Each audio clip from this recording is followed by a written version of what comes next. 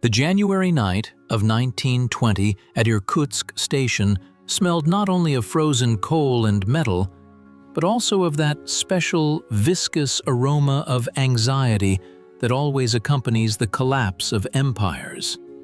Admiral Alexander Kolchak, a man whose face had turned into a frozen mask of deep wrinkles and Arctic ice in his eyes over the past months, stood by the window of the first-class carriage.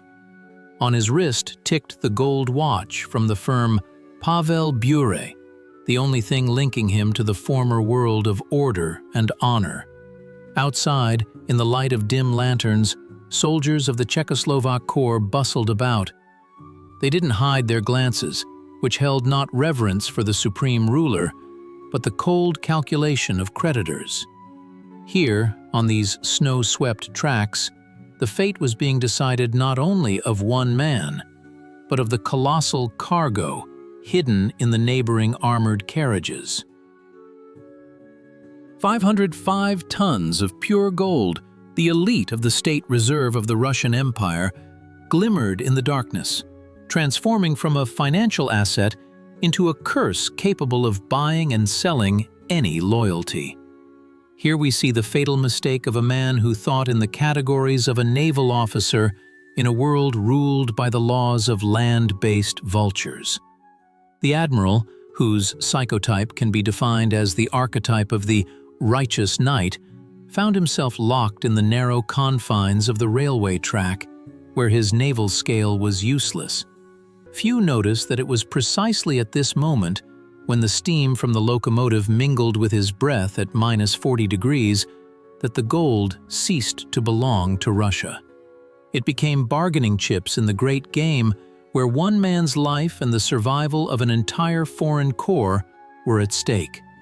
Before we dive into the labyrinths of this detective story, I ask you to become part of our research community.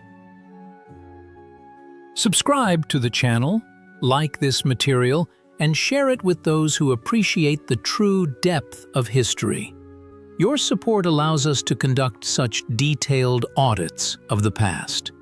To understand how the gold ended up in Irkutsk, we need to go back to August 1918. Kazan, engulfed in the flames of the Civil War, became the starting point. The empire's gold reserve had been transported there from Petrograd at the beginning of the First World War, farther from the German guns. When a detachment under the command of Colonel Kappel burst into the city, in the basements of the state bank lay ingots, coins, and jewels worth more than 650 million gold rubles. Historians often argue about why the Bolsheviks didn't manage to evacuate such a colossal resource, but I suggest looking at the logistics.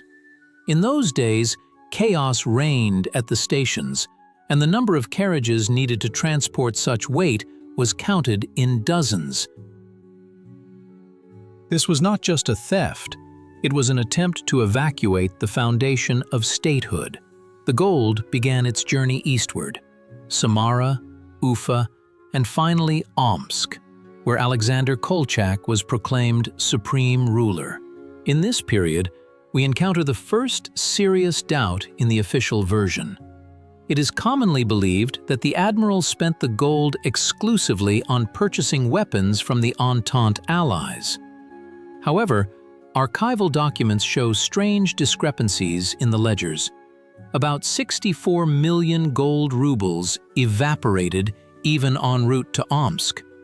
Where did they go? There are versions about secret caches of local atamans, but my analysis points to a more subtle game. Part of the ingots was used as a guarantee deposit in banks in Japan and Britain long before the front began to collapse. This was an attempt to buy recognition that was never fully obtained.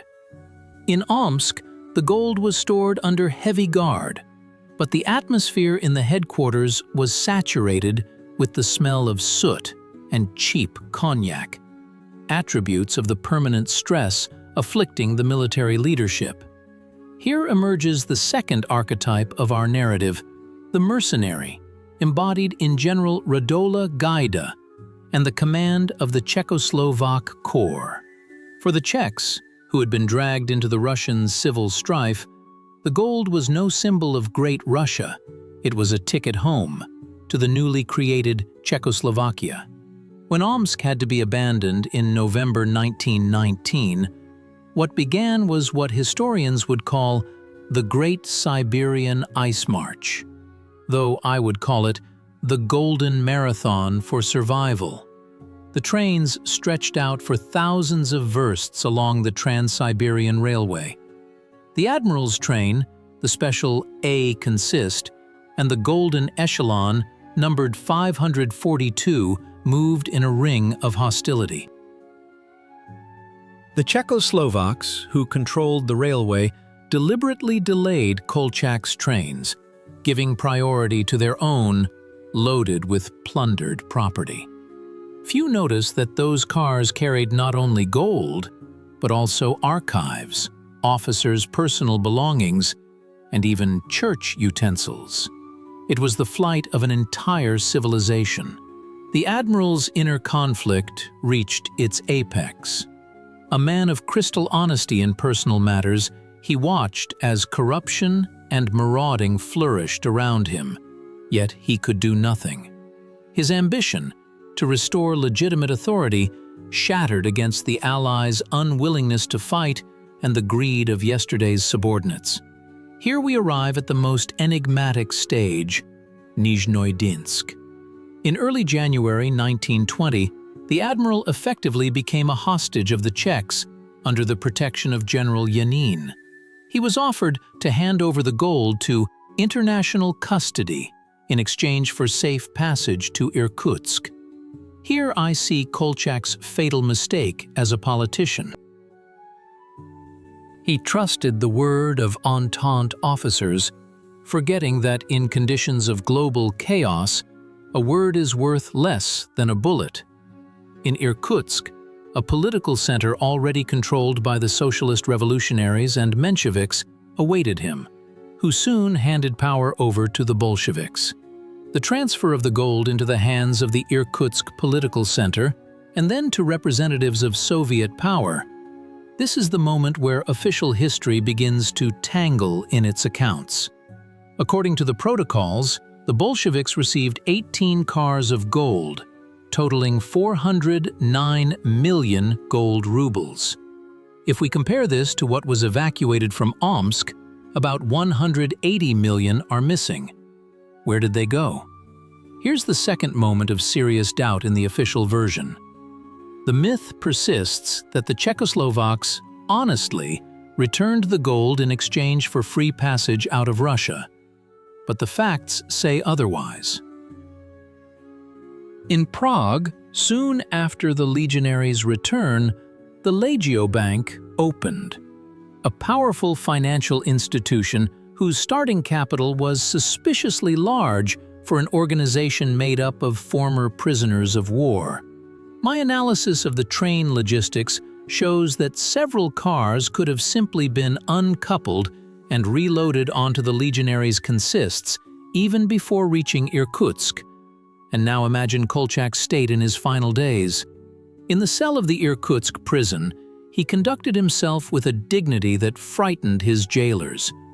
The psychological portrait of the Admiral in this period is that of a man who had already transcended earthly attachments. He knew his path was ending. They say that right before the end, as they led him to the ice hole on the Angara River, he sang the romance, "Burn, Burn, My Star." It was an act of supreme aristocracy. But as his life faded in the icy water, the gold continued its own life, now separate from its owner. There is also a third version, the most cinematic one, the Baikal legend. It claims that during a shelling or due to a train wreck, part of the gold sank to the bottom of the Great Lake. In recent years, the deep-sea submersibles Mir have indeed discovered fragments of railway cars on the floor of Lake Baikal, and even something resembling gold bars stuck in rock crevices. However, I suggest looking at the facts. Baikal is an abyss more than 1.5 kilometers deep. Anything that falls in there is practically unreachable. Historians debate whether this wreck was an accident or a deliberate act to hide the treasure so it wouldn't fall into anyone's hands. My take is this: the Baikal gold is a masterfully crafted smokescreen. While treasure hunters poured millions into searching for mythical ingots in the lake, the real assets were quietly settling into European and Asian banks, funding political projects of the interwar period. In the middle of our investigation, I want to turn to you. What do you think? Was Kolchak's gold really stolen by the Czechs? Or is it still waiting for its moment in the Siberian taiga or at the bottom of Baikal? Write your opinion in the comments. Your versions often prove no less insightful than the conclusions of professional historians. The main conflict of this story doesn't lie in the plane of reds versus whites. It's a clash between idealism and pragmatism. Kolchak embodied a system of values from the 19th century, where the honor of the uniform came above all else. His opponents and allies were people of the new 20th century, the era of total wars and total cynicism. The gold here serves as litmus paper. It reveals the true essence of every participant in the drama. The Bolsheviks saw it as a resource for world revolution, the Czechs as the foundation for their statehood, and the Admiral as a burden he was obliged to carry to the end, even at the cost of his own existence. The transformation of the situation happened the moment the gold turned from a state symbol into a physical encumbrance. 40 cars requiring guards, fuel for locomotives, and constant attention became an anchor that dragged down the entire white movement in the east. If Kolchak had abandoned the gold in Omsk, his army might have moved faster. Perhaps he could have linked up with Denikin's or Udenich's forces. But his loyalty to duty, paradoxically, became the cause of his defeat. This is a classic tragic twist, where the hero's dignity leads him to ruin. The climax came in the spring of 1920, when the gold echelon, now under red flags, set off back to Kazan. But upon arrival, it turned out that a significant portion of the weight was missing from the crates. Not just ingots, but gold coins of various mintings from different years. At that moment, purges and investigations began in Moscow that lasted for years. Part of the gold was found in caches in the Far East, part in the hands of Japanese interveners, but the main mass of the vanished reserves was never fully accounted for. The resonance of this story is felt even today. The fate of Kolchak's gold is not just a chapter in a textbook.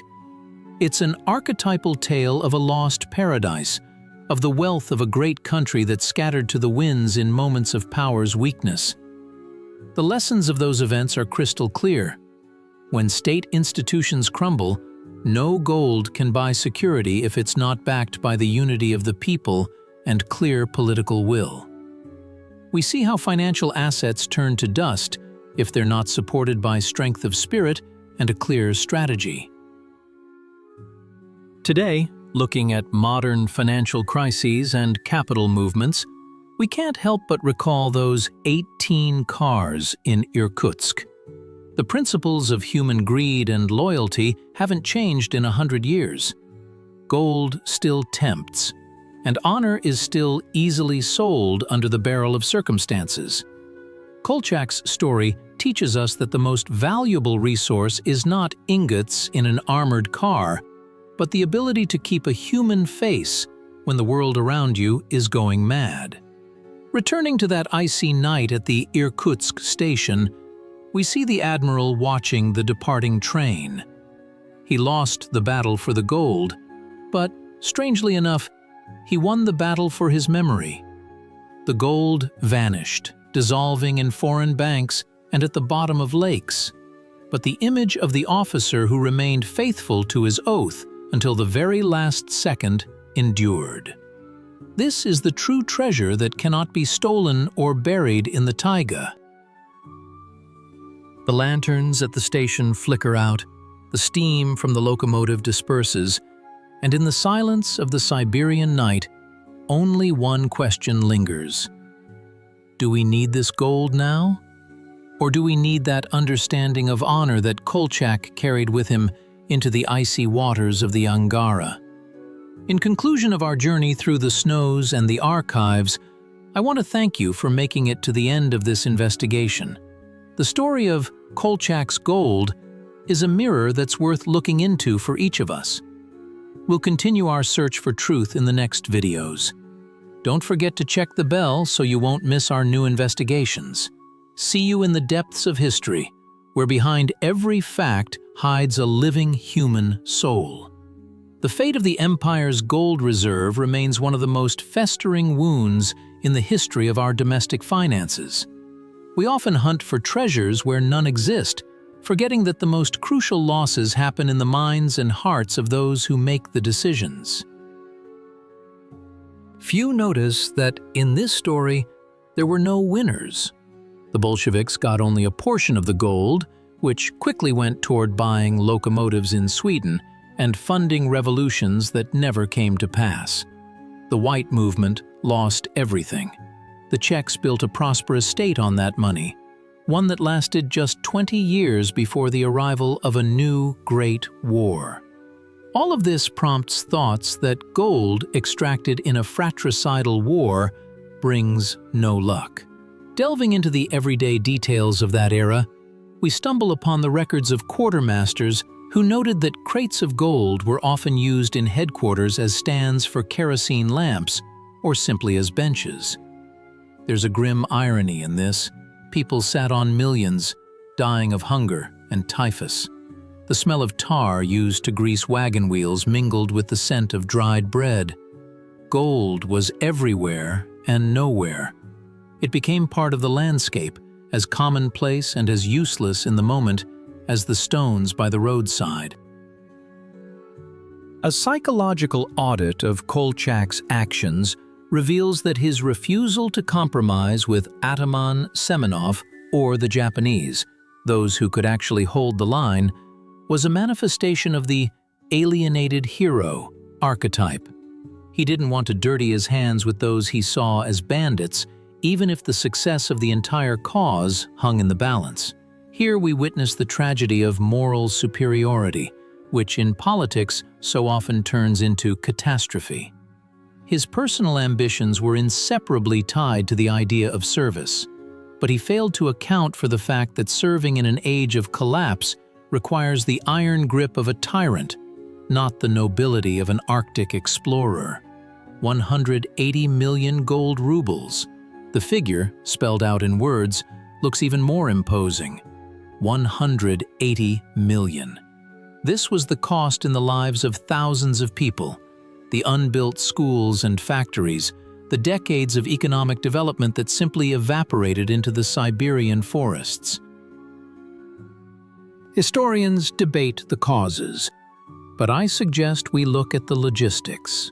In those years, there were countless side branches of the railway that are often overlooked. Tiny stations lost in the taiga could have been ideal spots for transferring valuables.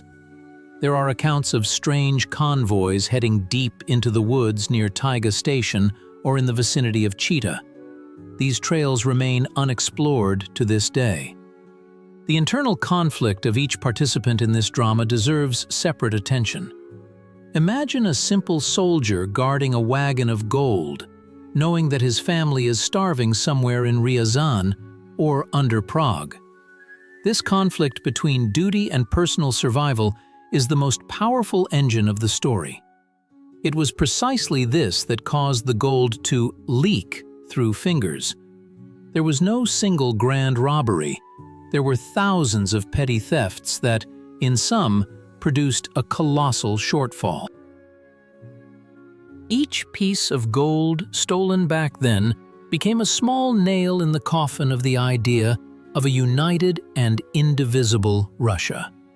The philosophical meaning of this tragedy lies in the fact that Kolchak's gold became a symbol of the fading nature. It was the physical embodiment of the empire's power which destroyed itself. When the gold vanishes, emptiness takes its place, which people try to fill with ideology, violence, or the search for mythical treasures. But the true treasure always remains in the realm of the spirit. Admiral Kolchak understood this, perhaps better than anyone else. His calm in the face of the inevitable, that is, the very golden standard by which a historical figure should be judged. Concluding our audit, we return to where we began, to the sense of mystery. Kolchak's gold is not just metal, it is the unsolved crime of the century, in which time itself and human nature stand accused. We can continue the searches, we can dive into Lake Baikal or dig in the taiga, but the most important thing is that we must remember the price a country pays for the loss of internal unity. Let this story serve as a reminder to us that true treasures do not gleam in the sun. They are kept in our ability to draw lessons from the most bitter experiences of the past. Thank you for your attention, and see you next time on our channel, where history comes alive in its details and meanings.